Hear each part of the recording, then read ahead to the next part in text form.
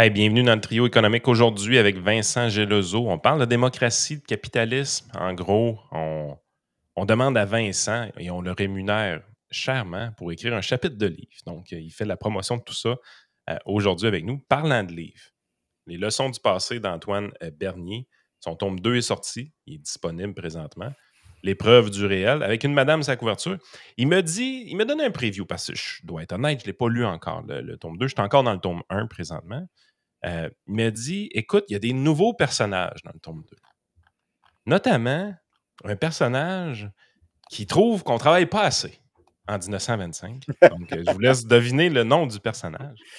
Et un autre personnage qui a beaucoup de la misère avec ses si et ses raies.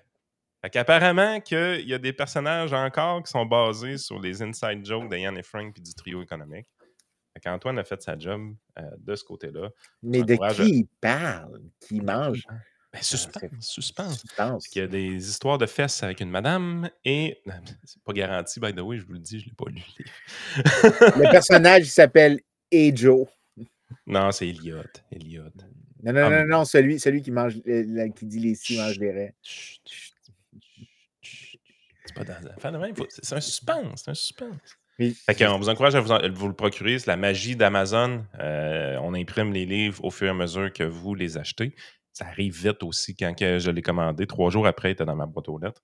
Quand même vraiment cool, ce service-là. Full écologique. On n'imprime pas de livres pour rien. On n'envoie pas de livres au pilori. Qui a dit que les entreprises comme Amazon étaient des salopards? Moi, je ne sais pas qui a dit ça, mais c'est un cave parce que pour vrai, c'est la bonne façon d'imprimer des livres. Et en plus, les auteurs ont plus d'argent dans leur poche plutôt que de passer avec un éditeur subventionné du gouvernement du Québec. Sérieusement, si vous voulez supporter le capitalisme, encouragez Antoine Bernier et son livre sur Amazon. Vincent, c'est quoi cette affaire-là de livres que tu écris encore? Tu fais-tu d'autres choses qu'écrire des livres dans la vie? En fait, c'est pas un livre que j'ai écrit, c'est un OK. chapitre de livre. Donc, dans le monde académique, tu as souvent des volumes avec ce qu'on appelle des volumes édités. Puis tu as des éditeurs qui invitent des chapitres différents et c'est dans un livre qui est sorti au, aux presses de l'Université Oxford. Et ça pose la question, ça invite des gens de plusieurs perspectives différentes qui demandent la question, est-ce que la démocratie et le capitalisme peuvent être réconciliés? Donc, est-ce que ça peut se soutenir? Et Fait que le titre du livre, c'est Can Democracy and Capitalism Be Reconciled? Mhm. Édité par, donc c'est pas écrit par, c'est édité par. Fait que le regroupement d'auteurs, dans le fond, est mis de l'avant avec les deux personnes qu'on voit sur le dessus. Est-ce que c'est ces deux personnes-là qui t'ont approché justement pour le livre? Oui, exactement. Ben, en fait, c'est le Miller Center à l'Université de la Virginie, qui est comme un grand centre des études démocratiques et ils ont énormément, mais énormément d'argent. Donc, ils essayent souvent contrairement à beaucoup de places académiques, ce que tu ne verras pas au Québec, soit dit en passant, parce qu'ils ont tellement de philanthropes privés qui financent ça, qu'ils font des grosses campagnes médiatiques autour de chaque fois qu'ils lancent quelque chose. Donc, le livre est venu avec une conférence, la conférence est venue avec des podcasts, il y a une tournée média. Donc, moi et mon co-auteur, on fait des médias cette semaine en Parce que anglais, vous êtes en combien à français. écrire dans le livre? À peu près une vingtaine? On est à peu près une vingtaine de chapitres. Il y a certains chapitres avec d'autres co-auteurs, donc à peu près une trentaine de personnes dans ce livre-là. Puis de tous les gens dans ce livre-là, je suis probablement le plus junior. OK, c'est des gens plus sophistiqués de quoi et qui ont plus de cheveux, mais sont un petit peu plus grisonnants que les tiens, c'est ça? Non, il y en a un qui a moins de cheveux que moi. Ah ouais? OK. En fait, mais quand nous, on a soumis notre chapitre, les éditeurs ont dit, bon, on va prendre le chapitre de Vincent et mon co-auteur, Alex. Ça va être le premier chapitre parce que c'est lui qui cède vraiment bien la table et qui part la chicane très, très bien entre tout le monde. Fait en fait, notre but, c'était de faire une défense, mais finalement, c'est comme devenu la pièce maîtresse du livre. On ne s'attendait pas à ça. Tellement qu'Alex et moi, on s'est dit que dans les années à venir, on allait étendre nos arguments, puis on allait poser des sous-questions dans ça, puis voir si on ne peut pas nous-mêmes faire un livre qui serait la défense de ce qu'on dit, que le capitalisme et la démocratie sont réconciliables. Je vais vous donner le Too Long Didn't Read, parce que je sais que pour des gens qui travaillent dans des émissions de radio à Radio-Canada avec 12 recherchistes et qui ont des cheveux en plastique, il faut que je donne le résumé vite. Donc, le résumé vite, c'est que non, il n'y a aucune tension de long terme entre démocratie et capitalisme. En fait, les deux s'alimentent l'un et l'autre. OK, parle-moi un peu d'Alex Tabarrok qui écrit avec toi. C'est qui ce gars-là? Comment tu le rencontres? Ben, c'est mon co-auteur 2 bureaux plus loin. Donc, Oh! on est dans le même département. On est ensemble depuis 2021 comme collègues.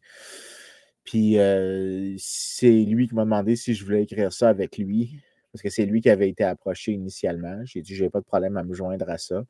Donc on a commencé à écrire ça et Alex, il y a des gens, il y a beaucoup de gens qui le connaissent peut-être sans le connaître, mais si vous avez lu le blog Marginal Revolution, qui est le blog le plus connu en économie, ben, c'est son blog. OK. Donc il est là depuis longtemps. Il fait partie des il a fait la semaine passée, il était dans Top 50 Economists in America ou quelque chose comme ça en termes d'influence dans les politiques publiques, puis notamment parce que c'est un gars qui travaille beaucoup dans le domaine sciences de la santé. Euh, c'est ça, c'est mon collègue. Autrement dit, c'est lui qui a le talent, c'est lui qui a écrit quasiment tout, puis toi, dans le fond, tu as juste prêté ton nom parce que apparemment que Vincent Guelloso est très connu dans le monde, c'est ça? Exactement. C'est exactement ça. Excuse-moi. C'est que J'en ça. reviens pas encore qu'on t'ait appelé Vincent Guelloso à Cube Ah, Radio. mais C'est pas juste. je sais que les gens, là, pour les gens pour les gens qui ne comprennent pas le inside, c'est parce que j'ai été à l'émission de Francis Gosselin parler d'autres choses. Et il a mal dit mon nom, mais. Puis les gens ont trouvé ça weird, comment est-ce qu'il a dit mon nom. Mais honnêtement, j'ai vu bien pire, puis c'est tout à fait normal. Je suis vraiment habitué. Dans le monde anglophone, ils disent encore Gelloso, ils vont dire Jelloso, ils vont dire toutes les affaires. J'ai même eu des fois des G.Lozo. Euh, OK. mais, euh, je veux dire, c'est pas. C'est pas pris personnel, c'est Moi, je ne l'ai correct. pas pris personnel. Mon nom est absolument pénible. Tu sais, je veux dire, je ne m'appelle pas Yann Sénégal. Euh, Finalement, c'est Cube Radio au complet qui a de la misère avec les noms. Hein. Ah, ils l'ont. Attends, c'est Cube Radio qui t'avait fait ça? C'était Maxime Bernier. C'était Maxime Bernier. Ah, OK, OK. C'est pas pareil. Oui. C'est pas pareil. Mais Je pensais Maxime Bernier, j'avais jamais donné à sa campagne en 2018, puis il m'avait jamais personnellement écrit une lettre de remerciement. Fait que complètement oublié mon nom.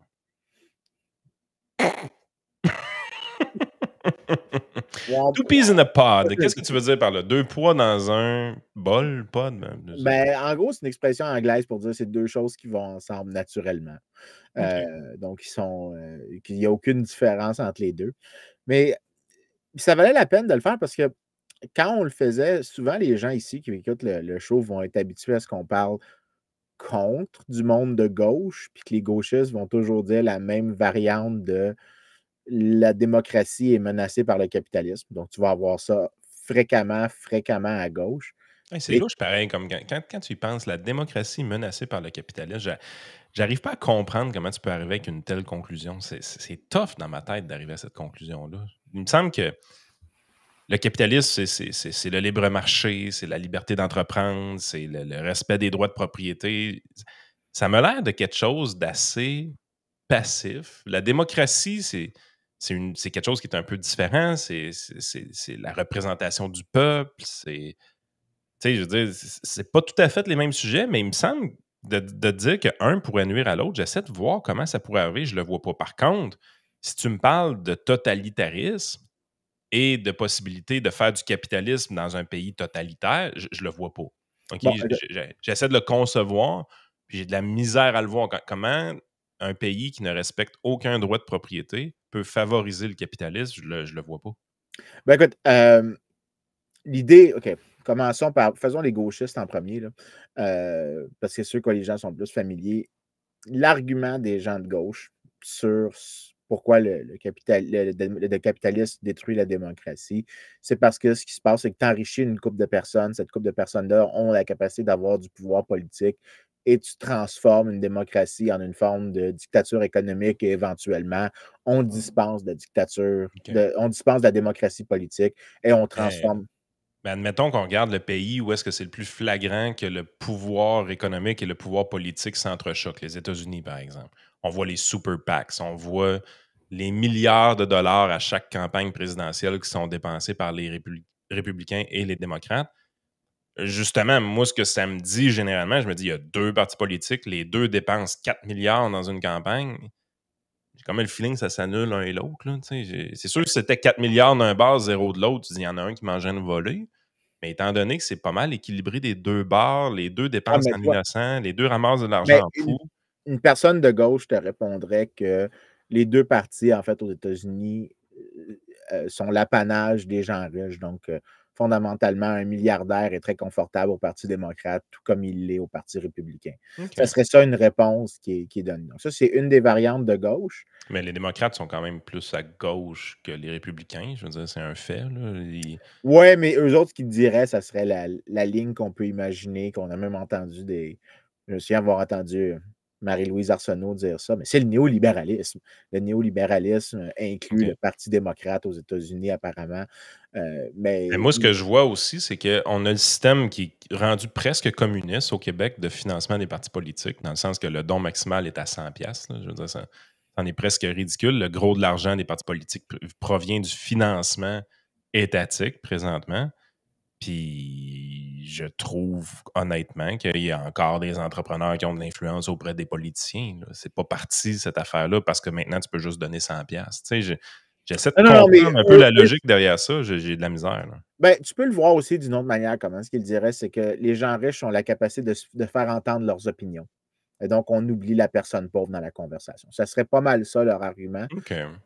Tu as des versions, puis là, tu as des gradients de cet argument-là chez les gens de gauche. Il y en a qui vont dire, ben, il y a des tendances inégalitaires dans le capitalisme. Si tu ne contrôles pas ces tendances inégalitaires, tu vas avoir ce que je viens de décrire. Donc là, au lieu d'être la version plus Jean-Luc Mélenchon, Québec solidaire, tu as une version PQ de pourquoi il y a une tension entre capitalisme et démocratie. Tu as à peu près ça, mais tu as aussi, les gens ne savent pas, mais tu as une variante conservatrice de ça. Les gens ne savent pas ça, mais euh, les conservateurs vont souvent dire que le capitalisme détruit certains liens sociaux qu'on a et érode les fondements de la confiance interpersonnelle, des fondements de la société civile. Et là, tu remplaces tout ce qui était organique avant par les forces du marché et il n'y a plus de relation entre les individus. Donc, tu as une version. Tu as une version conservatrice aussi de cet argument-là que le capitalisme détruit ça. Donc, en gros, le succès du capitalisme détruit les institutions traditionnelles, famille, religion, communauté. Et ben, en détruisant le ciment social, le social tissue, ben, tu mines la démocratie de l'intérieur, donc elle doit s'effondrer. Ça serait ça OK. l'argument d'un conservateur qui dit que le capitalisme doit détruire la démocratie. Dans les deux cas, je trouve l'erreur qui est faite, c'est de percevoir le capitalisme comme étant simplement la concentration de l'argent dans les mains de quelques personnes. Mais tu sais, je veux dire, en réalité, quand tu es plus familier avec les marchés financiers, par exemple, tu vois l'influence des grands fonds de pension sur les marchés financiers. Ben, à un moment donné, quand tu regardes c'est quoi un grand fonds de pension, ben, c'est les retraites de quand même beaucoup de gens. Yep. Ensuite de ça, tu vas voir des gens qui détiennent des obligations, par exemple. Il y a des entreprises, des institutions qui détiennent une quantité pharaonique d'obligations. Quand tu grattes un peu, ce que tu te rends compte, c'est que c'est des compagnies d'assurance, c'est des banques, c'est des compagnies, ben, encore des fonds de pension qui sont impliqués. Là, tu te rends compte que ces gens-là, ben, c'est juste qu'on a fait un amalgame des actifs de plusieurs personnes. Je veux dire, un assureur qui a mis en commun des actifs financiers importants pour payer de l'assurance vie dans 60 ans quand tu vas mourir, ben, quelque part, qui détiennent beaucoup d'obligations, ça fait comme du sens. Mais là, tu es là, comme tu dis, on voit, les élites politiques voient toujours les marchés financiers comme étant de l'argent qui est concentré dans les mains des grands puissants. Mais finalement, quand tu regardes ça comme vous, tu dis, il y a tellement d'institutions puissantes, entre guillemets, qui possèdent une grande partie des actifs, mais ces institutions-là détiennent ces actifs-là sous forme de fiduciaires, si on veut, pour des centaines de milliers de personnes. Fait que là, tu es là, tu te dis, OK, est-ce qu'on a tous la même compréhension des marchés financiers ou on l'a pas tous la même? Je veux dire, les gens voient les marchés financiers comme si c'était Elon Musk, Bill Gates, puis Warren Buffett, that's it, that's all, il n'y a personne d'autre. Là. Même ça, c'est plus complexe. Même quand tu t'en vas dans Mais écoute, Berkshire Hathaway, tu te rends compte que Buffett ne détient même pas toutes les actions de sa propre entreprise. Là. mais écoute, je te dirais que là, la réponse, ton truc s'appliquerait seulement à une fraction de l'argument des gens de gauche. Okay? Donc là, je t'ai dit, il y a 3 groupes. Tu as les plus à gauche, tu as les modérément à gauche, tu as les conservateurs. Je pense que ton truc répond juste aux très, très à gauche ici. OK. Parce qu'une personne moins, plus centriste, donc par exemple, t'en as un, par exemple, Samuel Bowles, que moi j'adore, qui est un gars de gauche, mais lui, il est plus modéré. Il dit un des effets pervers des sociétés qui sont inégalitaires. OK? Donc, il va reconnaître tout ce que tu viens de dire. Il va dire, le problème de ces sociétés-là, c'est que tu as beaucoup de distance entre les gens. Tu as beaucoup de distance sociale. Le riche ne comprend pas le pauvre ne comprend pas le riche. Ils vivent dans des mondes séparés. Et il y a plusieurs effets pervers qui viennent de ça. Le premier, c'est que c'est difficile de faire des décisions démocratiques en groupe, mais aussi des fois, tu vas devoir dépenser plus de ressources pour te protéger contre le pauvre. Donc, c'est pour ça, par exemple, que tu vas avoir les images qui vont souligner. Puis Bowles, par exemple, dit pourquoi est-ce que les riches vivent dans des gated communities, mais ils ne vivent pas dans une place où ils sont le riche parmi les pauvres? Pourquoi est-ce qu'ils vivent dans des villas isolées avec des agents de sécurité et tout ça? Ben, le point qu'il fait, c'est que peut-être la distance socio-économique entre les gens crée des tensions, justement, et c'est ça qui mine la démocratie. Donc là, Et l'argument de gauche, non, mais il y a quand même un fondement à ça. C'est vrai que la distance entre les gens, la distance socio-économique, ce qu'on appelle social distance, si tu veux, peut affecter le fonctionnement d'une démocratie. Euh, ouais, mais la est-ce- démocratie, c'est la loi des. Tu sais, je veux dire, c'est le vote du grand nombre, si on veut. Là. À un moment donné, tu es là, tu te dis, c'est comme si tout le monde était manipulable, mais par les riches. Mais aux dernières nouvelles, quand tu regardes la courbe de la distribution de l'argent, là, les riches, c'est pas beaucoup de monde. Là. Tu sais, je veux dire, c'est. ouais, Tu sais, maintenant, le peuple a son pouvoir. Là. Moi, quand je regarde l'électeur moyen, là, j'ai pas l'impression qu'il est manipulé ben par Bill Gates. Là. J'essaie de comprendre c'est quoi l'argument derrière ça, parce que moi, je trouve que l'électeur moyen, il est très proche de sa réalité à lui, pas mal plus que celle du grand riche. Là. Le ben, pauvre, est-ce que tous les pauvres votent? OK, fair enough. Peut-être qu'il y a un argument là, de dire les pauvres sont sous-représentés parce que je veux dire, si tu as de la misère à te nourrir, ça se peut que tu n'aies pas voté. Là. Ça, je suis capable de comprendre ce bout-là. Mais je veux dire, l'électeur médian, il n'est pas pauvre, mais il n'est pas riche non plus, puis c'est lui qui décide de tout. il faut que tu t'imagines un peu qu'est-ce qu'eux, souvent, ils veulent dire par démocratie, puis je pense que je vois où est-ce que toi, tu clashes avec eux. La réponse de quelqu'un comme, par exemple, Bowles, ça serait du genre, le but d'une démocratie, c'est qu'on s'assoit ensemble et qu'on délibère et que le résultat démocratique, c'est celui du consensus qu'on a atteint par la délibération, puis qu'on est tous d'accord d'embarquer là-dedans.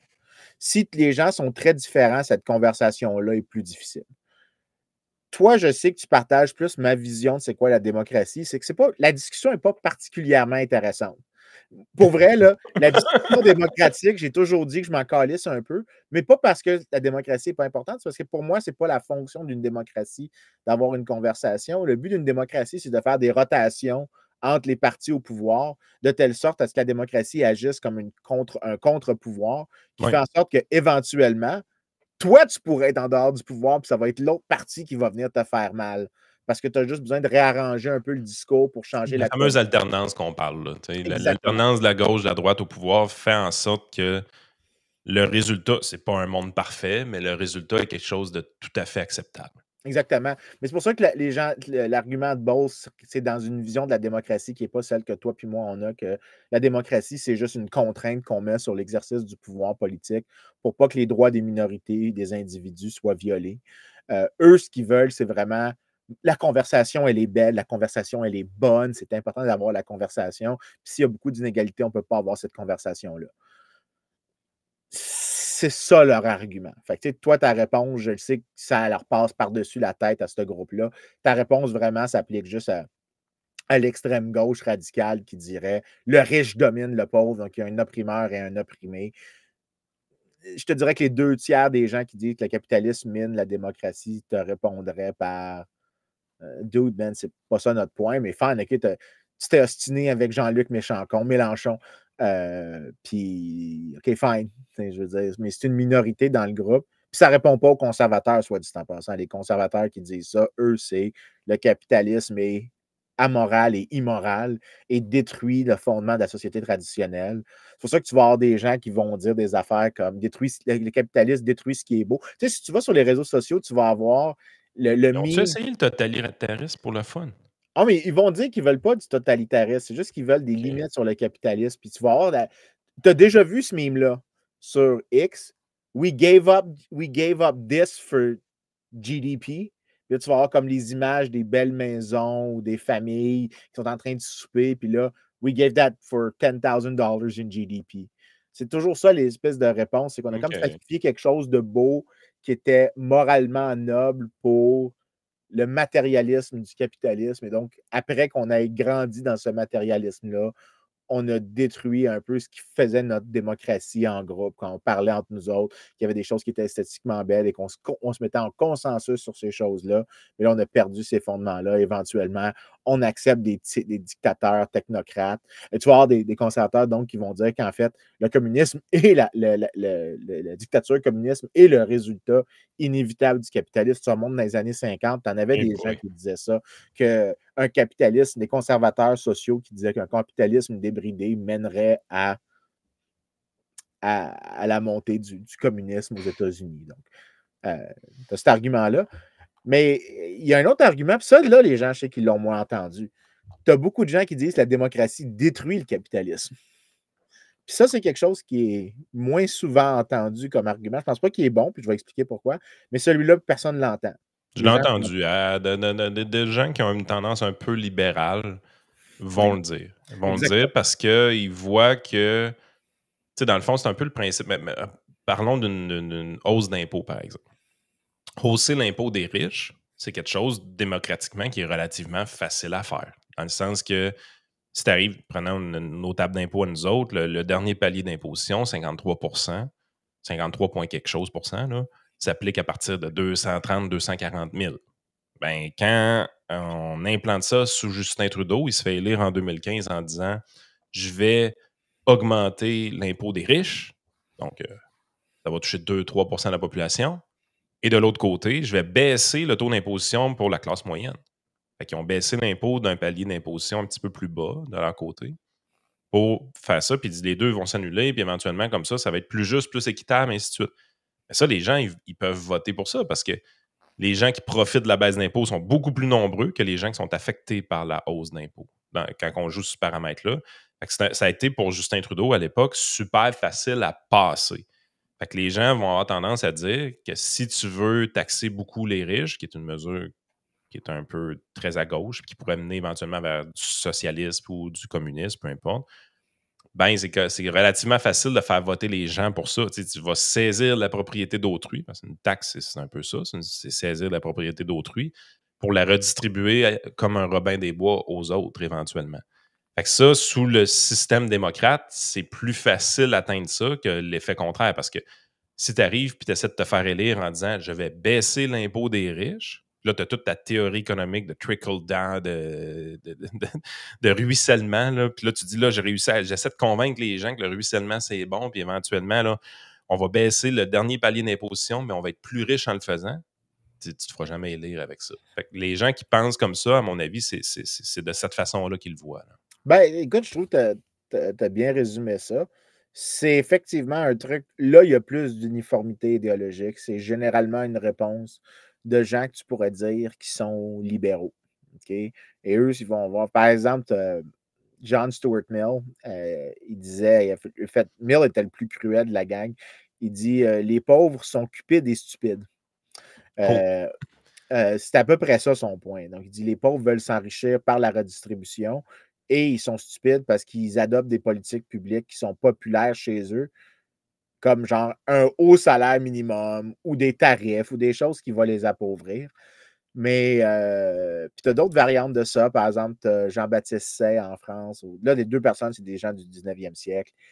Il dit craignent que les démocraties, à cause de ce que Mill décrit, ont un penchant égalitariste, mais ces penchants égalitaristes-là finissent par étouffer l'élan capitaliste, ça réduit la croissance.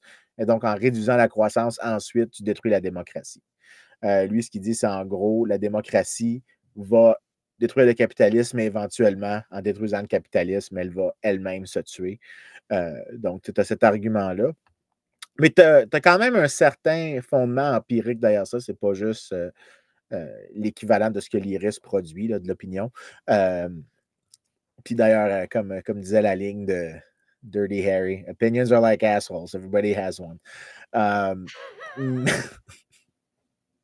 C'est toujours ma ligne préférée. And it often stinks. Yes, je n'avais pas pensé à ajouter ça, mais it often stinks. Euh, mais tu as un article très connu en économie d'Alan Meltzer, puis un autre que j'oublie son prénom, mais il s'appelle Richard.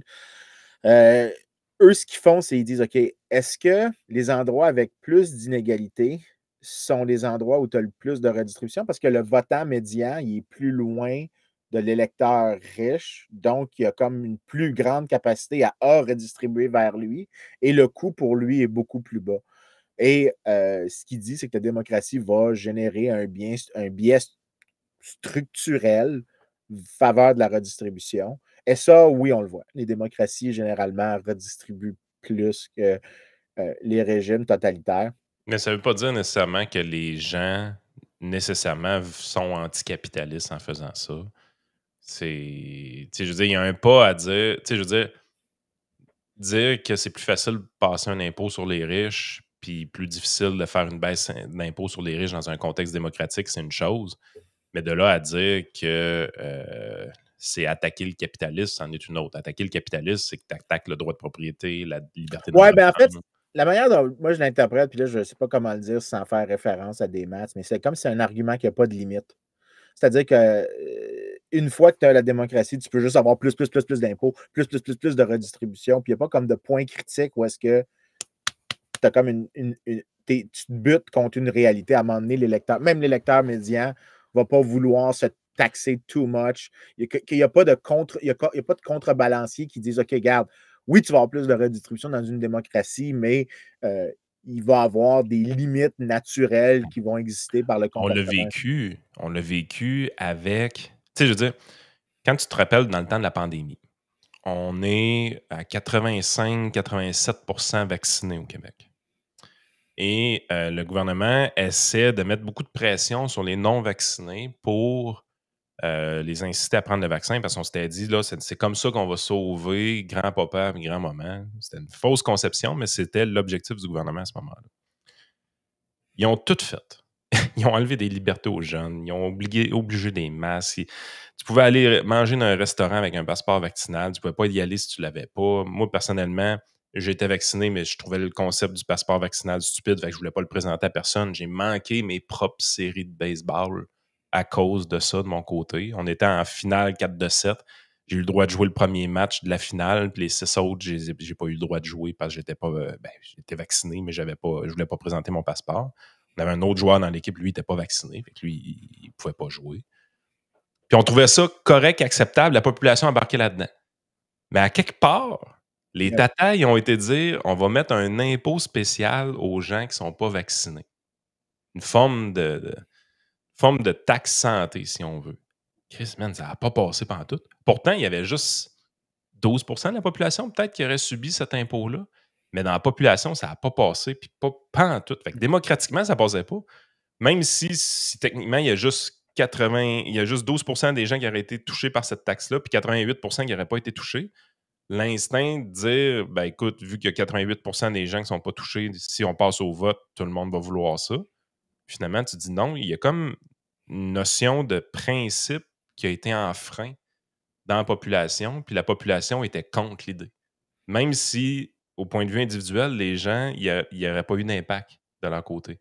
Ça, c'est là que tu te rends compte que on ne sait pas trop comment ça marche, mais les masses ou les collectivités, en fait, il y a certains principes que tu ne peux pas aller contre ces principes-là parce qu'à un moment donné, ça fait exactement l'effet inverse. Les gens, ça backlash. Là. Je pense que c'est ça qui était arrivé à ce moment-là. C'est là que ça avait cassé les mesures de répression envers les non-vaccinés. Là. Ça a été le dernier clou dans le cercueil de François Legault à l'époque, à cette époque-là. Puis après ça, il a été obligé de redonner les libertés aux gens parce qu'il avait été trop loin. Ben, tu vois, ça sera un exemple de l'argument a une limite intrinsèque à lui. Tu peux pas. C'est pas un argument, je ne sais pas comment dire en français, mais en anglais, tu dis It's not a runaway function. C'est-à-dire que ça ne va pas juste continuer de toujours aller vers plus de quelque chose. À un moment donné, il y a quelque chose de butoir qui existe dans la relation qui. Si tu leur réponds ça, eux vont te dire ouais, mais peu importe où la limite là, dont on parle, ils vont dire est trop loin. Donc, par le temps que tu te rends à la limite, tu vas avoir détruit plein de choses qui sont utiles dans le capitalisme, qui génèrent de la croissance, qui génèrent du développement. Fait que C'est tu un vas peu avoir... imprévisible, hein, parce qu'à ce moment-là, on se rend compte que tu pouvais empêcher les personnes d'aller au restaurant, tu pouvais empêcher les personnes de pratiquer leur activité physique qu'ils aimaient, mais si tu allais les taxer pour une décision individuelle, là, ça passait pas dans la population. C'est un peu imprévisible, il n'y a personne qui aurait pu prédire que c'était ça la limite de la population, mais finalement, on s'est rendu compte que c'était ça la limite. La journée qu'on a décidé d'aller taxer quelqu'un en fonction de son statut vaccinal, ça a comme fait enough backlash, ça repart Ouais, en arrière, puis mais on est allé trop loin. ça, c'est une limite. Il y a quelque chose qui fonctionne là-dedans. Tu peux dire que la limite était trop loin dans une mauvaise zone, là. Fait que tu traverses beaucoup de mauvais espaces avant de te rendre à la limite. Tout à fait. Mais c'est à peu près ça l'argument. Ça, c'est celui de la cupidité. Puis quand j'ai dit la courbe de Mills, c'est Cupid and Stupid. La partie stupide, c'est un autre de nos collègues ici avec qui on débat, moi et Alex, qui est Brian Kaplan. Kaplan, lui, il parle d'irrationalité rationnelle. Ça a d'être une contradiction. Mais en gros, ce que ça veut dire, c'est que comme les électeurs ne payent aucunement le prix de croyances stupides, parce que quand tu votes, tu as tous les bénéfices sociaux d'être une bonne personne. Oh mon Dieu, tu es pour augmenter le salaire minimum, tu aimes les pauvres. Oui, mais toi, tu ne vas rien payer du coût de la politique publique parce que ta chance de changer le résultat puis d'avoir ce que tu t'as dit que tu voulais est carrément nulle. Fait que l'électeur a l'air de faire des choses irrationnelles, mais ce n'est pas parce que c'est irrationnel. C'est juste que irrationalité rationnelle, c'est pour dire en apparence, c'est irrationnel, mais en réalité, c'est parce que l'électeur n'a aucun coût de ses croyances et il y a Ouais. tous les bénéfices de croyances erronées ou non, hein, soit dit en passant. Ben, là, tu t'approches un peu plus d'où est-ce que je fais ma tête par rapport à ton sujet. Tu sais, c'est un sujet qui revient beaucoup dans Yann Franks, des choses que je dis souvent.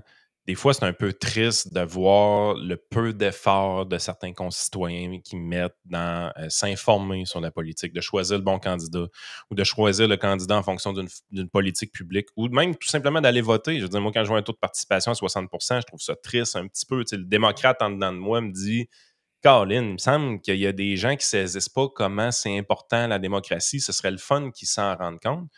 Mais en même temps, tu te dis, c'est quoi le coût réel de ne pas aller voter? C'est quoi le coût réel d'aller voter ou de prendre le temps d'investir un effort pour faire un bon choix? Tu es là, tu te dis, ouais, mais là, il faut que tu t'informes, il faut que tu te déplaces, il faut que tu fasses garder les enfants pour aller voter. Tu te dis, la liste des coûts est assez importante et la liste des bénéfices est marginal pour ne pas dire nul. Là. Dans Ouais, le ben, tu vois, sens que ton vote compte pour pas grand-chose. Fait que tu es vraiment dans un système où est-ce que tu dis tu as un coût, tu as un bénéfice qui est très marginal, puis tu tombes avec des gens qui s'en foutent, qui ont une culture de l'indifférence très élevée. Tu te dis, il me semble que c'est logique, il me semble que c'est cohérent finalement dans le OK, ben, fonctionnement de l'être humain. Puis juste finir là-dessus, si par contre tu introduis la notion de crise économique ou de guerre ou de choses comme ça, d'événements majeurs ou de souveraineté, par exemple, avec le Québec en 95, ben là, quand c'est tellement majeur que là, tu sens que la décision qu'on est en train de prendre a un très grand impact sur nos vies, ben là, soudainement, les coûts que ça représente d'aller voter puis s'informer, c'est plus grave. Là, les gens vont faire l'effort. Mais si on parle juste d'une élection partielle, d'une élection générale avec des partis qui se ressemblent, les gens, ils n'ont pas le goût de mettre l'effort pour aller voter ou pour s'informer pour aller voter. Ils vont voter sur des affaires qui leur font plaisir ou qui leur font du bien. ben, check bien, c'est là que le modèle de Brian, c'est pour ça que souvent, en fait, pour qu'un argument survive un peu dans le public, dans l'imaginaire, il faut qu'il y ait toujours un élément de vrai. Ça ne veut pas dire qu'il explique beaucoup.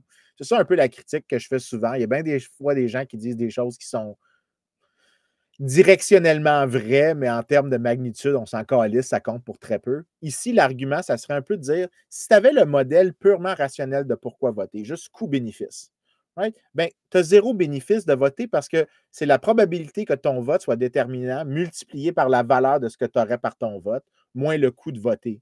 Mais même si la politique publique que tu veux avoir te rapporterait 1 million de dollars en revenus par année, la probabilité dans une élection, là, comme la taille des États-Unis, que tu t'affectes le résultat, c'est 1 sur 1 million.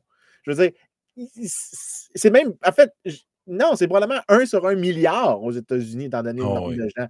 Fait que les chances que tu affectes le résultat, ta valeur espérée, elle est quasiment, autant dire zéro. Alors, pourquoi est-ce qu'il y a des gens qui votent dans ce cas-là? Parce que le modèle, le coût, par contre, il est absolument crédible, il est absolument visible. Ben, C'est que c'est que tu là, il faut dois que te tu introduises déplacer du pour... non monétaire. Il faut que tu introduises Exactement. C'est ça qui est le fait de te sentir bien d'avoir été voté. Même dans certains cas, les personnes âgées, la raison principale pourquoi ils votent beaucoup, le feeling que j'ai, c'est que c'est le highlight de leur semaine. C'est ça Parce que que le modèle qui dit, le modèle qui répond à ça, c'est voting as expression. C'est que les gens signalent à leur communauté qu'est-ce qu'ils ont comme valeur comme citoyens et aussi des fois à certains citoyens en particulier qu'ils ont les bons opinions. Et c'est un peu une espèce de jeu d'illusion. Puis certains chez les économistes qui étudient la démocratie vont dire démocratie, c'est comme un jeu de tension entre il faut préserver le mythe. C'est un peu comme l'empereur est tout nu. Faut dire aux gens que voter est important, même si voter n'est pas important, parce que si ils se mettent à agir différemment, tu mines le fondement et l'importance de la démocratie via la rotation et l'alternance du pouvoir. ben, on Mais s'entend en que même la journée qu'on a 3% de participation, exemple, ce qui est arrivé au niveau des élections scolaires au Québec. Des taux de participation archi mauvais, là. Ben, à un moment donné, tu viens miner le concept même de démocratie scolaire. Tu dis, exactement. à quoi ça donne de faire élire des commissaires scolaires si en bout de ligne, tout le monde s'en fout? Fait que là, finalement, tu te dis, bah, c'est quelque chose qu'on pourrait phaser out. Là, on n'a plus besoin de ce type de truc-là. Mais l'idée, c'est qu'il y a comme des thresholds où si tant aussi longtemps qu'il y a une certaine participation aux élections, c'est vrai que, écoute, le coût de ne pas aller voter ou le coût d'aller voter ou les bénéfices, ainsi de suite, tu sais, les gens vont choisir souvent l'indifférence. Par contre, si tu arrives et là, tu as des taux de participation de 10% aux élections provinciales, tu dis, ben là, on s'en va dans du totalitarisme. Là, parce que là, s'il y a juste 10% des gens qui décident, je veux dire, tout le monde comprend que ça n'a pas de Christie de bon sens, puis que là ça va tirer trop d'un bord ou de l'autre. Mais on dirait que la population ne va jamais dans ces extrêmes-là. La population, si moindrement le poste d'élu qui est en jeu a un réel impact, on voit mal les taux de participation baisser en bas de 25%. On les voit toujours se Oh, maintenir à 40, 45. Il ouais, mais va se c'est ça. passer quelque chose. Mais ça explique bien l'idée qu'il y a un jeu d'équilibre. Mais dans le point, le problème, c'est que le jeu d'équilibre dépend entièrement de l'irrationalité rationnelle. C'est qu'il faut que tu dises aux gens, ben, c'est pas pour déterminer le résultat que tu vas voter. Oui, tu as un effet sur le résultat, puis on ne peut pas te dire que tu n'as pas d'effet, mais il faut que tu le fasses sur la base de ton opinion est importante dans la conversation, même si en pratique, il ne l'est pas. OK? Mais en même temps, c'est parce que si tu dis ça, par contre, tu introduis ça vient avec c'est ça qui crée la tension. C'est que les gens, tu ne payes aucun coût pour ton opinion stupide. Fait que si tu es quelqu'un qui est de l'iris, parce que vous êtes une bande de caves, quand vous allez voter, puis que vous avez tous les bénéfices de vous dire des gens vertueux qui veulent un salaire minimum à 30 de l'heure, vous avez l'air noble, mais vous n'avez aucune chance de payer le coût de vos politiques publiques si jamais elles en viennent à être adoptées parce que vous avez voté, parce qu'il y avait suffisamment de gens qui créaient une masse critique pour cette politique publique-là. Ben, c'est là que des gens comme mon collègue Brian va dire ben, l'irrationalité rationnelle mène à des politiques qui sont généralement anticapitalistes et donc à l'effondrement du capitalisme et moins de croissance dans l'avenir. Puis là, un peu, on a résumé, on a passé comme la moitié de l'article ici, on a exprimé tous les points de vue qui existaient, mais moi puis Alex, ce qu'on dit, c'est You're all fucking wrong. You're all fucking wrong. Classique Geloso. Je sais que je sais que c'est classique, mais c'est parce que ça survit ni un ni l'autre de ces arguments-là survivent comme honnêtement à juste l'analyse de vraiment juste corrélation générale. Là. Il y a des graphiques qui s'en viennent. Il y a des graphiques qui s'en viennent, mais peu importe comment tu regardes ça, avec le dessin, regarde, juste pour montrer, toutes les places qui ont beaucoup de liberté économique, donc des places qui sont plus capitalistes, c'est toutes des places qui ont de la démocratie libérale. OK? Il y a une belle relation très, très stable. Là, tu vas avoir une coupe de outliers. Hey, parce qu'on va se le dire, là. On a On va fait se un... le dire. Oui, vas-y. Il n'y a pas beaucoup de démocratie libérale sur la planète. First of all. Il n'y en a vraiment pas beaucoup. C'est rare qu'ils disparaissent. On dit souvent qu'ils sont fragiles, mais ça n'arrive pas souvent qu'on voit une démocratie libérale disparaître. C'est arrivé, mais je veux dire, ça n'arrive pas si souvent que ça. Mais c'est rare qu'on en voit des nouvelles aussi. Là. Tu sais, on dit ah, hey, ce pays-là a décidé de laisser tomber l'autocratie ou la dictature. Ils sont maintenant une vraie démocratie libérale. Amen. Enfin, on a réussi avec une petite partie de la population. En fait, ce que tu te rends compte, c'est que il y a comme un moment donné qu'il y a eu des démocraties libérales qui ont apparu. C'est quand même dur d'en voir des nouvelles apparaître, mais ils disparaissent pas trop souvent, mais ça reste marginal, sa planète. La plupart des êtres humains, présentement, ne vivent pas dans des démocraties libérales. La plupart des êtres humains de la planète vivent dans des autocraties, Ben, en ou fait, voire même des affaires pires que ça. Là. en fait, la majorité des gens sur Terre vivent la proportion de gens qui vivent dans des démocraties a dépassé le 50% il n'y a pas longtemps. Pour vrai? Oui, oui. T'as une majorité de gens qui vivent dans des pays démocratiques. J'avais l'impression, OK, c'est parce que l'Inde et la Chine, juste à eux deux, Ben, il y la en a un des Chine, deux. avec l'Inde, t'as quoi? On a 8 milliards sur Terre, l'Inde est 1 milliard. Fait que 1 Ah, les deux huitième. sont à 3 milliards ensemble, je pense. Fait que, tu sais, on a déjà 12% de la population avec ça. Ajoute les États-Unis, ça, c'est un 4% de la population mondiale. Tu es déjà rendu très loin. OK, mais c'est parce Ajoute, que l'Inde est considérée une démocratie, c'est vrai. exactement. Ouais. Ajoute le Japon, ajoute Ouais, le. c'est pas top comme démocratie, l'Inde. Ben, c'en est une, mais c'est pas, tu sais, écoute, je pense qu'on peut le voir dans le graphique. Elle est genre un peu en haut de 0,4 à peu près. Mais tu sais, c'est pas une démocratie comme, disons, le Canada l'est, mais c'est pas un cas extrême. Mais en gros, c'est que la relation, peu importe comment tu regardes, toutes les démocraties sont, avec quelques exceptions, toutes les places capitalistes sont des démocraties. Il y a quelques exceptions, genre, on en a fait des épisodes là-dessus, Singapour puis Hong Kong. Hong Kong parce que la Grande-Bretagne a été trop lâche pour de les défendre. Ça, c'est mon opinion personnelle. Ça aurait dû rester une colonie britannique avec tous les gens là-bas, des citoyens et des votants britanniques. C'est ce que Thatcher voulait faire initialement, puis elle a choqué. Je ne lui pardonnerai jamais, OK? Soyons très clairs. C'est fait, j'ai Puis on les chialé. voit très bien, les outliers sur ton graphique. Là, ben, très bien.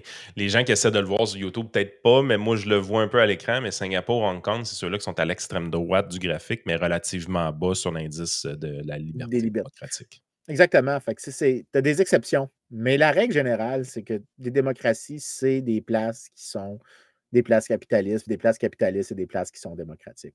Ce Ouais, point de ta vue. ligne de régression est assez claire dans ce graphique-là. Là. C'est Oui, puis écoute, assez évident. Là. puis là, tu pourrais dire, ah, tu as utilisé des données particulières, puis c'est comme, ben écoute, on a décidé après ça, OK, fine. Prenons tout ce qu'il y a de disponible, OK? Toutes les autres variables qu'on peut trouver, là. Toutes les hosties de variables que les gens ont inventées pour mesurer la démocratie, puis ça, c'est la slide d'après. On a utilisé tout ce qui existait, les mesures de la démocratie délibérative, de la démocratie participatoire, liberal democracy. On a tout essayé, on a tout pitché. On a, Le genre, résultat est quasiment tout pareil. c'est tout le temps le même fucking pattern. Il y a comme zéro différence. Là, ici, pour ceux qui sont au visuel, il y a l'air d'avoir moins de points dedans, mais ça, c'est ce qu'on appelle des bins scatterplot. C'est que dans chaque point, il y a plusieurs observations. Puis ils ont des poids chacune. Fait que il y a l'air d'avoir moins de données, mais il y en a même plus. C'est juste qu'on voulait un graphique qui était visuel. Fait que peu importe la variable que tu prenais pour mesurer la démocratie libérale, parce que ton axe des X ne change jamais, là, c'est l'economic freedom. Plus tu augmentes l'economic freedom, plus tu as de probabilité d'avoir affaire à une démocratie libérale. Oui, exactement. Peu importe l'unité de mesure qui est utilisée. Ouais, fait que, en gros, le constat, il est robuste à toutes les différentes définitions de démocratie que tu peux avoir. La démocratie s'épanouit dans des endroits capitalistes. Là, tu as des gens Es-tu en train de dire que tout le monde donnait son opinion dans le livre par rapport à la question qui était posée, mais personne n'avait vraiment fait l'analyse juste mathématique de la chose? Non, non. En fait, ce qu'on dit, c'est que les gens essaient de s'ostiner sur des cas d'exception, puis des fois des cas d'exception très visibles, mais que la régularité, c'est ça. Les cas d'exception peuvent être intéressants d'une certaine manière, mais l'argument, même à niveau surface, là, il est vraiment faible. Fait que là, après ça, on a dit, ben, OK, peut-être que l'argument, c'est est-ce que les changements sont corrélés? Donc, on va dire, est-ce que les endroits qui deviennent plus démocratiques deviennent plus économiquement capitalistes? Est-ce que les endroits qui deviennent plus capitalistes deviennent plus démocratiques? Oui, en fait, généralement, tu vois qu'il y a une Même au relation. niveau des tendances. Exactement. Donc, si tu te déplaces dans une direction, tu vas te déplacer dans la même direction, mais sur l'autre variable. Donc, plus Fait que tu là, tu viens. es en train de dire, peu importe la raison, peu importe la manière que tu veux pour l'expliquer, Le data, ce qu'il nous dit, c'est plus une société est capitaliste, donc plus une société est libre économiquement, plus une société a des chances d'être une démocratie libérale qui fonctionne. Oui, exactement. Mais tu sais, tu as des cas exceptions. Fait que là, après ça, ce qu'on fait, c'est qu'on regarde les cas exceptions, puis on va regarder les mécanismes. Puis en gros, là, c'est comme on fait une grosse revue de littérature. Fait que là, genre, les références, il y a comme 25 pages de références. C'est à peu près aussi long qu'un de mes tweets avec des notes de bas de page. Parce que d'ailleurs, j'ai eu des commentaires de collègues qui disent t'es la seule personne qui utilise sur X des notes de bas de page. J'ai dit oui, Ah ouais, même les Anglos disent ça. oui, j'ai un collègue qui a dit ça. Il dit quand je vois des notes de bas de page, je sais que c'est Vincent qui a écrit un commentaire sur X. Fait que j'ai trouvé ça plaisant que d'autres personnes ont remarqué que je faisais ça. Mais T'es-tu considéré comme une vedette dans ton groupe? Parce que là, tu commences à avoir beaucoup de suiveux sur X, en français, en anglais. Les gens te voient-tu comme une sommité à cause de ce compte X-là? Ou tu as des collègues qui ont quand même beaucoup de following aussi? ben, écoute, Alex, il y a comme 100 000. OK, fait que finalement, tu es une pinotte dans l'histoire. Oui, oui, quand je dis que j'étais Alex a 100 000, en fait, dans le département, tu check mes collègues, Brian Kaplan, Tyler Cohen, ils ont tous comme 100 000 et plus. Moi, avec, je pense, je sais même pas combien j'ai, là. Fait que les autres, quand ils suivent ton compte puis ils voient que tu t'ostines avec un genre de Mathieu Bock-Côté un peu obscur sur des Oh, affaires eux, ils de me disent souveraineté d'arrêter. d'une province un peu louche canadienne, ils comprennent pas ce que tu fais là. Oui, ben, en fait, j'ai eu le commentaire que c'était inutile que je parle de ce sujet-là parce que ça me distrayait de ma recherche fondamentale qui était intéressante. Ils m'ont vraiment. Je me suis fait dire ça. Je me suis fait dire ça et je me suis fait dire Nobody gives a shit about Quebec. No, everybody likes your inequality stuff. Là, j'ai dit Yeah, but I give a shit. I give a shit about it's where I fucking was born. I still like it, asshole. J'ai déjà eu cette conversation-là plusieurs Ça va te prendre fois. un compte X pour Vincent Gelozo, l'économiste, puis un autre compte X pour Vincent Guélozo, le Québécois. Ouais, c'est ça, avec comment est-ce que j'ai dit ça à Joey dans notre chat privé? C'est le grand complot gay néolibéral. C'est pour ceux qui ne comprennent pas le sarcasme, comme vous dites qu'il y a des complots pour toutes, on a décidé qu'il y avait des complots pour toutes. Fait il y a le vast gay neoliberal conspiracy. Puis honnêtement, je pense que c'est la conspiration que je trouve la plus intéressante de toutes. Je veux comme plus de détails. Mais oui. Mais je pense que la communauté libérale et libertarienne a une prédominance homosexuelle, pour vrai. C'est quelque chose qui est avéré, j'ai l'impression. Il y a eu une année quand j'étais à l'Institut où j'étais parmi les chercheurs le seul straight. C'est ça. Je dis ça de même. Ça, Germain est revenu. Il y en avait deux. Mais généralement, il n'y a pas. Et Germain n'était pas gay, je confirme. Oui, oui. Germain, il faisait des jokes très grivoises. Très, très. Très, très.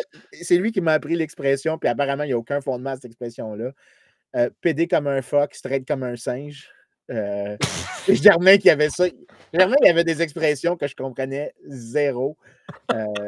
Mais puis son explication pour lui, pourquoi il y avait autant de. Pourquoi est-ce que le mouvement libéral, libertarien au Québec, puis généralement, en fait, a une grande proportion d'homosexuels, c'est tout simplement parce que l'État n'était pas super sympathique à l'égard des homosexuels. Pas tant, non. Fait que, tu sais, quand tu essaies de. La disposition anti-État est un petit peu acceptable pour des gens de cette communauté-là. Fait que, tu sais, quand ils disent The state fuck me over, je suis comme Yeah, pretty much. Mais le pire, c'est que c'est vrai qu'il y a une explication là-dedans, ça, c'est sûr. Ben oui. Peut-être pas la seule, Ben, mais ça contribue, tu sais, c'est tu sais, sûr. moi, je dirais aussi pour avoir le temps de lire tout l'ouvrage d'un Adam Smith ou d'un John Stuart Mills, il faut peut-être pas que tu aies d'enfants aussi. Là. Ben, écoute, Ou que tu sois un prof d'université payé pour faire ça, là, quelque chose comme ça. écoute, pour les auditeurs, je vais donner dans la taverne pour le Patreon, je vais vous conter l'histoire d'un de mes amis américains, Tom Palmer, qui était une connaissance avant, qui est devenu un ami, mais que lui, il est cité dans le plus grand Supreme Court case sur la défense des armes à feu. Tom est libertarien et il est très, très, très, très, très, très, très, très gay. Okay? Tous les stéréotypes, il est rempli. Et c'est lui qui a dit Puis je vais le dire, je vais donner plus de détails dans le truc, mais en gros, il a dit parce que je suis gay, le droit du deuxième amendement est encore plus important pour moi. Puis si l'État m'empêche d'avoir une arme à feu, il m'empêche de me protéger comme minorité sexuelle. Et il était une des Ah parties ouais. dans la décision fameuse de la Cour suprême, Heller versus Washington.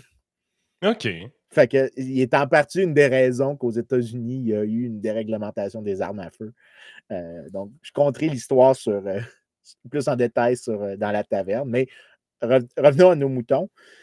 Tu as des exceptions. Tu as des exceptions, par exemple, le Pérou. Donc, ici, ce qu'on a, c'est que j'ai pris un graphique où j'ai pris l'évolution de la liberté économique et de la liberté politique au Pérou. Et ce que tu vois, c'est qu'il y a des périodes où c'est que le capitalisme a baissé et en fait, qu'il y a eu même une augmentation de la liberté politique. Le problème, c'est que quand tu regardes ces cas-là, ça finit généralement, éventuellement, par s'effondrer. Donc, oui, pendant un moment, tu as eu moins de capitalisme, plus de démocratie, ce que des gens de gauche diraient normal. Mais après ça, ça s'est replanté éventuellement. Que ce n'est pas des équilibres stables, c'est des équilibres transitoires. Et c'est seulement quand tu as eu des augmentés de la liberté économique, mais tu vas avoir des augmentations de la liberté économique, donc du capitalisme pendant longtemps, et que ça prend beaucoup de temps pour la démocratie d'émerger. Donc là, ça fait partie des tensions. Puis là, on dit, ben, OK, ben, pourquoi tu aurais cette tension-là dans le Oui, court parce qu'on terme? voit les grands pays communistes qui essaient de se maintenir en place au pouvoir avec leur régime autoritaire. La façon la plus efficace qu'ils ont trouvée depuis très longtemps, on l'a vu en masse avec la Chine au fil du temps, c'est de libéraliser des petits morceaux de l'économie de temps en temps. Yep, Une petite libéralisation ça les permet de se préserve. maintenir le régime autoritaire, de donner suffisamment de liberté économique aux gens pour dire qu'ils tolèrent le régime autoritaire. Mais ce que ça fait, c'est que on dirait que ça vient tout le temps nuire à long terme à la capacité de maintenir ce régime autoritaire-là. Un jour, on a tous le feeling que la Chine, par exemple, Va se s'ils veulent démocratiser. réellement passer en avant des États-Unis, ils vont devoir laisser tomber le parti unique. Ils vont devoir aller vers quelque chose qui va ressembler un petit peu plus à une démocratie s'ils veulent aller au next level. Ouais, C'est le feeling que moi j'ai personnellement, puis c'est le feeling que je pense que plusieurs ont. Moi, les gens qui disent la Chine va rattraper les États-Unis, moi je pense que par PIB global, ça peut arriver à cause du nombre de gens, mais par PIB par habitant, ça n'arrivera jamais tant qu'ils vont être dans un régime autoritaire à parti unique. Là. Et ouais, s'ils veulent dépasser les États-Unis, il va falloir qu'ils décloisonnent ça puis qu'ils deviennent éventuellement une démocratie. Moi, je pense qu'un ne va pas sans l'autre. ouais. Fait que, puis regarde, je vais rajouter quelque chose. Quand moi puis Alex, on a dit, ben, regarde, empiriquement, voici le pattern général. Ben, ça serait quoi les 6 mécanismes? Parce qu'on dit il y a 6 mécanismes qui expliquent pourquoi. En fait, il y en a un petit peu plus que 6, mais il y en a qui se recoupent. Je vais les expliquer, puis je vais le faire le dernier 10 minutes là-dessus, là, pour que les gens comprennent. Pourquoi est-ce qu'on dit que les deux se renforcent l'un et l'autre? Un, la question des attentes. Euh, Quand tu as des chocs qui apparaissent de l'extérieur, donc des chocs exogènes comme une famine ou des guerres dans des pays environnants, ce qui va se passer, c'est que les démocraties sont capables de mieux répondre à, euh, aux crises exogènes via le processus délibératif. Et donc, des événements comme ça ne deviennent pas aussi importants, des tentations totalitaires qui viennent des crises, sont modérées. Donc, la démocratie, de cette manière-là, préserve le capitalisme. La deuxième, c'est que la démocratie stabilise un peu les attentes. Parce que comme les investisseurs savent les règles du jeu et que les règles du jeu ne changeront pas brutalement, il faut que tout le processus démocratique se joue, toutes les contraintes. Donc, le pouvoir politique est encadré par des constitutions, l'alternance, une presse libre, des élections compétitives. Et bien, ce que tu vas voir, c'est que la stabilité donne des conditions pour le capitalisme de croître. Puis on mentionne, par exemple, l'exemple du Chili, où on dit au Chili, en fait, les réformes de Pinochet n'ont pas eu beaucoup d'effets jusqu'à ce que lui, il parte. Mais après, les réformes ont eu des effets très clairs. Puis l'argument qu'on dit, ben, c'est que c'est un dictateur. Même s'il fait des bonnes réformes libérales, demain matin, il peut revenir sur ses paroles. Puis Exact. les gens, Ça même sonne s'ils savent, trust. eh ben, exactement, fait qu'il y a comme la Constitution, elle est faible fondamentalement. Et donc, tu pourrais perdre ce qui a créé, ce qui était fondamentalement positif, mais parce que tu n'avais pas la condition démocratique, les gens avaient mis dans leurs attentes qu'ils allaient se faire peut-être fourrer si jamais Pinochet avait besoin de les fourrer. Troisièmement, le capitalisme soutient la démocratie en promouvant la mobilité sociale. Ça, c'est tout ce qu'on a parlé dans tous les épisodes de mobilité sociale ici. On montre que, en fait, les économies plus libres ont plus de mobilité sociale. Les gens peuvent passer du bas de l'échelle des revenus vers le haut de l'échelle des revenus. Et à cause de cette mobilité sociale-là, il y a une légitimisation que le capitalisme confère à la démocratie. Ce n'est pas la démocratie qui le conçoit en soi, mais c'est le capitalisme qui génère une légitimisation parce que les gens perçoivent la mobilité sociale comme étant possible. Ensuite, tu as la question de qu'est-ce qui vient des fois avec la démocratie, c'est le fédéralisme. Le fédéralisme, c'est la compétition entre les États. Parce que les États peuvent se faire compétition, cette compétition-là préserve les marchés. Donc, c'est ce qu'on appelle Market Preserving Federalism.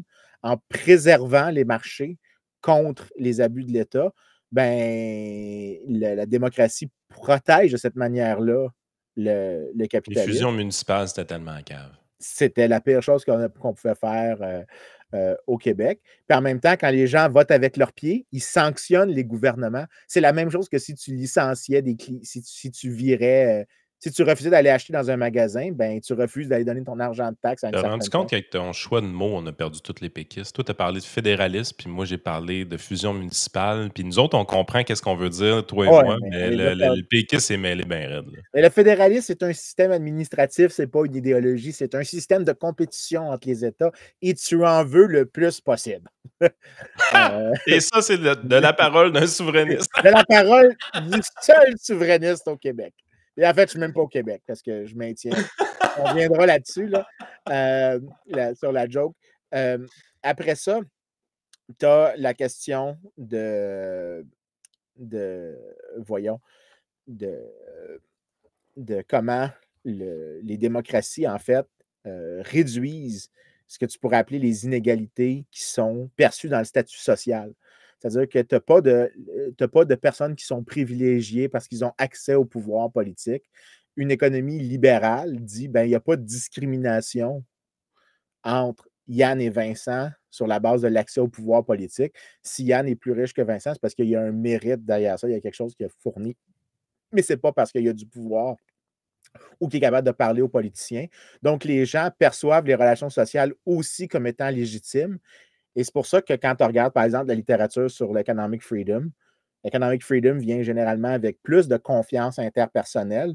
Et même. Autrement dit, dans le fond, si on avait accès aux politiciens facilement à cause d'un lien de sang, ce serait mal vu dans la population. Et ça Si on a accès, délégitimerait la démocratie. de l'autre côté, par contre, si on a accès plus facilement aux politiciens parce que tu es devenu riche de par tes efforts qui te sont propres, c'est moins mal vu par la population, ces trucs-là. Exactement. Ça, je viens de comprendre. Même si c'est mal vu, le fait que. Parce que les gens ont quand même un certain malaise avec la richesse. Il y a quand même toujours l'envie faisant partie de la nature humaine. Il va toujours avoir un malaise, mais les gens ont, quand tu fais, on a même des trucs en laboratoire qu'on a, quand on demande aux gens d'évaluer deux distributions de revenus, une basée sur l'accès politique, l'autre basée sur le mérite. Les gens tolèrent des distributions très inégalitaires. Quand je dis tolèrent, ça ne veut pas dire qu'ils les aiment, mais qu'ils deviennent indifférents à celle-ci face à un coût pour redistribuer. Ils vont tolérer des distributions très inégalitaires s'ils perçoivent ça comme étant méritocratique. Donc, c'est-à-dire que la personne a travaillé pour, la personne n'a pas volé, il n'y a pas eu C'est pas la première fois qu'on dit ça dans le podcast. les gens ont beaucoup de tolérance pour ça.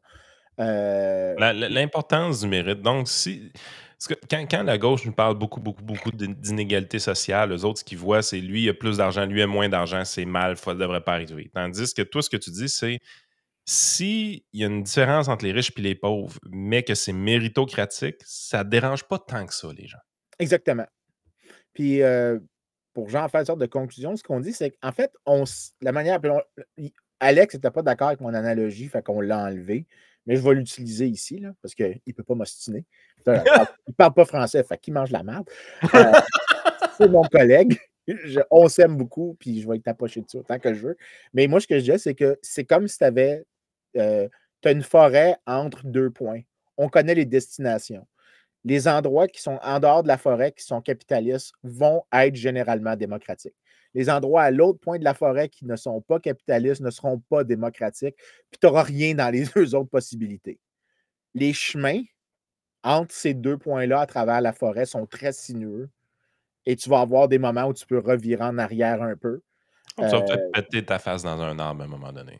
Exactement. Le processus en soi, on dit, en fait, le point qu'on fait à la fin, c'est que tous les débats que les gens ont entre la réconciliation, c'est tous des débats sur des équilibres transitoires. Donc, c'est-à-dire que c'est des places qui ont des démocraties qui sont naissantes, qui ont une certaine faiblesse à résister au choc.